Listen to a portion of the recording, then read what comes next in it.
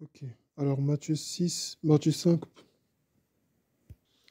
Alors Matthieu chapitre 5 à partir du verset 21 dit, vous avez appris qu'il a été dit aux anciens, tu ne commettras pas de meurtre. Celui qui commet un meurtre mérite de passer en jugement. Mais moi, je vous dis, tout homme qui se met sans raison en colère contre son frère mérite de passer en jugement. Celui qui traite son frère d'imbécile mérite d'être puni par le tribunal. Et celui qui le traite de fou mérite d'être puni par le feu de l'enfer. Verset 23.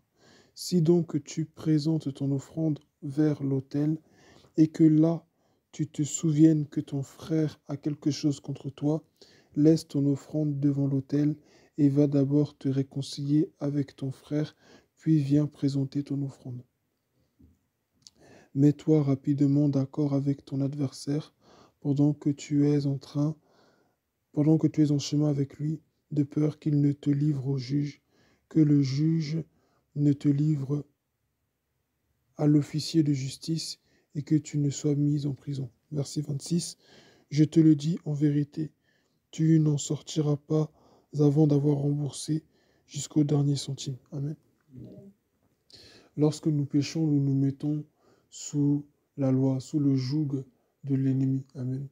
Nous donnons un droit au diable d'avoir accès à notre vie et nous-mêmes nous mettons une barrière spirituelle qui empêche nos prières de monter jusqu'à Dieu. Quand nous sommes dans ce genre de position, là, on décrit la posture d'une personne qui ne peut pas être entendue par Dieu. C'est-à-dire, c'est peut être même un chrétien qui va dire, moi, l'ennemi m'attaque, ou bien, je suis dans un désert, Dieu m'éprouve, or que ça n'a rien à voir. C'est juste des fois qu'il y a une rancœur qui est dans le cœur, et on n'ose pas, ou du moins, on ne s'en débarrasse pas. Amen. Alors, quelqu'un pourrait dire, parce que là, on parle d'un cas bien précis, pour une personne qui sait qu'elle est en conflit avec quelqu'un, les deux ils se savent. Et, euh, et voilà. Mais il y a des cas spécifiques où tu peux être en conflit avec une personne. Et la personne qui est en face n'est pas du tout ouverte à la discussion. Comment tu fais quand tu dois parler, quand tu parles à un mur? Amen. Dieu nous demande ici de faire notre part. Amen. Dieu nous demande ici de faire notre part. Et le plus important en tant qu'enfant de Dieu, c'est de faire sa part. La Bible dit, autant que cela dépende de vous, soyez en paix avec tous. Donc, ça veut dire, tout ce que tu peux faire pour être en paix avec la personne d'en face, pour être en paix aussi avec Dieu, tu le fais. Ce qui est de ton ressort, tu le fais. Tu peux le dire, tu le fais. Maintenant, si la personne en face n'est pas réceptive, là, ça ne te concerne plus. C'est entre elle et Dieu. Et elle, à son tour, elle se met dans ce même cas-là. Amen. Il décrit deux types de personnes. Il dit d'abord ton frère, après il dit ton adversaire. Donc ici, on parle de deux cas bien différents. Une personne avec qui, de base, tu es censé être en harmonie, mais avec qui tu ne l'es plus à cause d'un conflit qu'il y a eu. Et tu sais que tu as blessé la personne, tu t'es mal comporté, donc ça, c'est ta faute, tu dois les régler. Ensuite, ton adversaire. Donc ton adversaire, c'est celui maintenant qui te fait du mal. Amen. Là, maintenant, c'est toi la victime. Tu dois encore pardonner à cette personne pour ne pas donner à cette personne aussi un certain pouvoir sur ta vie. Lorsque nous avons une rancœur contre une personne, même si c'est elle qui est mauvaise, nous lui donnons un certain pouvoir sur notre vie. Amen. Et c'est très important de le voir. Et moi, quand on parle d'adversaire, quand on parle du juge, il s'agit aussi du diable qui vient aussi, qui nous condamne après.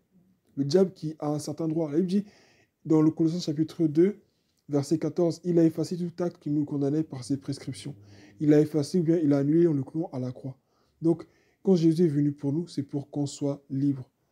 Donc, ce n'est pas pour que nous-mêmes nous allons rédiger à nouveau un acte contre nous-mêmes pour dire, Satan, regarde, il y a un nouvel acte, vas-y, signe. Non. Beaucoup de chrétiens font ça.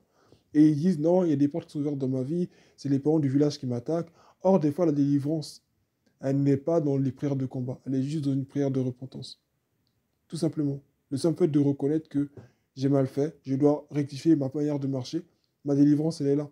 Il n'y a pas besoin d'aller faire des prières de délivrance, des nuits de combat. Le diable aujourd'hui se moque de beaucoup de chrétiens parce que beaucoup de gens pensent que c'est en faisant des nuits de combat. Un chrétien qui a une vie de sanctification, qui a une vie qui plaît au Seigneur, ne peut pas être une cible de l'ennemi. Et je vais finir par là. Et un chrétien qui a une vie de sanctification ne peut pas être une cible pour l'ennemi. dans le sens qu'il ne peut pas être atteint par lui. Dans ce sens-là. Dans ce sens-là. Mais oui, oui, oui, je suis ok, d'accord, je vois ce que tu veux dire. Oui, bien sûr. Mais je veux dire, un chrétien qui est mis de sanctification, qui est vraiment proche de Dieu, bon, ne peut pas être atteint par l'ennemi. Amen. Faut mieux dire merci pour la correction. Ne peut pas être atteint par l'ennemi. Amen. Donc, nous devons vraiment être proches du Seigneur. C'est très important en faisant comme il a fait, en pardonnant et en faisant vraiment attention à notre vie, à notre marche. Il peut arriver qu'on ne se rende pas compte sur le champ. À partir du moment où nous avons une certaine éveil d'esprit, une lucidité que l'Esprit de Dieu nous donne. De toute façon, en général, quand on pêche, on le sait. Mais voilà, donc laissons-le nous éclairer. Et j'allais finir par là en disant que il y a des choses dans nos vies qui peuvent attirer les démons. Comme on sait, c'est le péché. Et il y a un pasteur qui donnait un exemple. C'est comme si toi, tu vas imaginer ta nourriture préférée, l'odeur de ta nourriture préférée. Quand tu sens cette odeur-là, tu as envie d'aller vers cette nourriture en question pour manger. Et c'est la même chose avec les démons. Lorsqu'ils voient que tu es dans le péché, qu'ils voient que tu es dans le mal et que bah, tu leur plais en fait. Donc tu deviens pour eux un terrain vraiment accessible où ils vont venir faire tout ce qu'ils veulent. Mais Dieu est bon, il est tellement bon qu'il nous rappelle que notre protection, notre bouclier, notre moyen de leur échapper, c'est vraiment de pardonner et de chercher aussi à se faire pardonner. Amen. Donc, que le nom du Seigneur soit béni.